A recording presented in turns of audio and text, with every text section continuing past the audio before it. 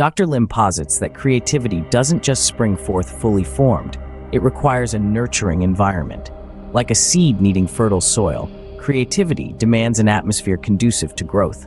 This involves not just physical spaces, but the emotional and intellectual climate provided by our communities and societies. A supportive environment acts as a greenhouse for creativity, where ideas are not only born, but are also allowed to flourish. Venturing further, Dr. Lim outlines a fascinating framework to understand how different cultures approach creativity. In Asia, the path to creative achievement often involves guidance under mentors, ensuring that creativity is carefully cultivated. Contrast this with Europe, where there is a strong belief in the survival of the fittest idea, akin to Darwinism.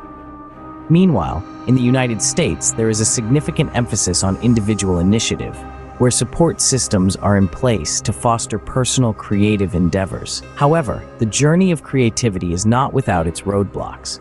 Dr. Lim warns of the dangers of stifling creative expression. He explains that obstructing creativity doesn't just prevent innovation, it can also lead to destructiveness. A society that denies its people the outlet of creativity cultivates dissatisfaction, which can manifest in harmful ways. This underscores the importance of nurturing creativity, not just for cultural or economic benefits, but for societal well-being. Dr. Lim's research illuminates how deeply culture influences creativity. In collectivistic societies, typically seen in Asia, there's a strong emphasis on the community and environmental control. The individual is expected to adapt, often at the cost of personal creative impulses.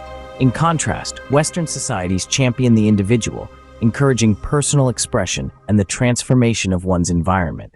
This fundamental cultural difference shapes not only the creative processes, but also the psychological makeup and behavior of individuals within these cultures. Delving deeper, Dr. Lim compares the structured, hierarchical nature of Eastern societies with the more egalitarian, individual-focused Western societies.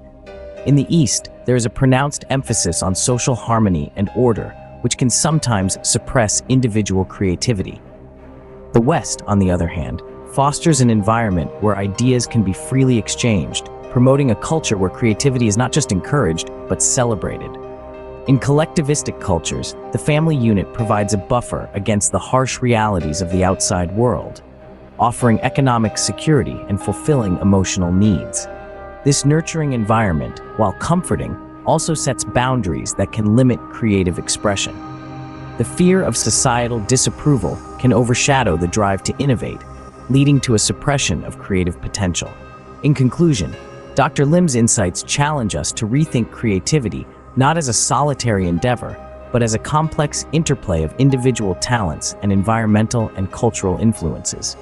By understanding these dimensions, we can better foster environments that not only nurture creativity, but allow it to thrive, ensuring a richer, more innovative future for all.